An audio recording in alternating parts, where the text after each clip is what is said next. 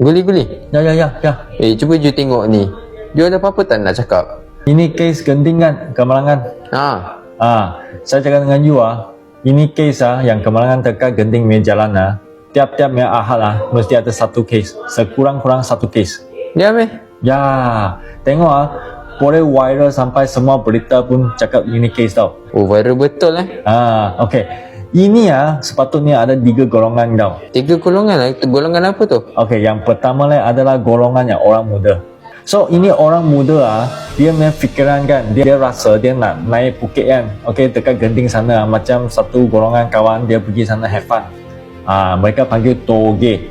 Oh. Okey.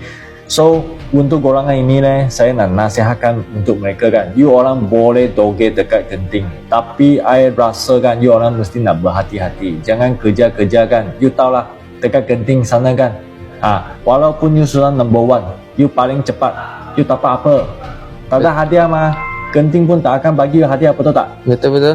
So jaga-jaga sikit faham tak? Kalau kemalangan berlaku you efek orang lain juga tahu.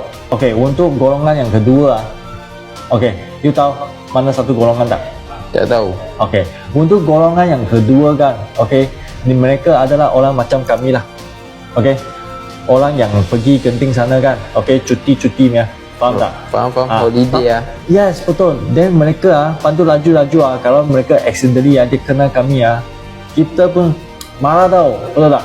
Betul. Golongan yang ketiga inilah adalah itu influencer. Banyak influencer kan suka dekat sana buat syuting. Buat syuting apa? Filem? Bukan syuting filem, syuting mereka naik toge, apa-apa kereta naik, dan syuting mereka accident Tak bahaya ke? That's why saya cakap dengan itu semua itu influencer okay.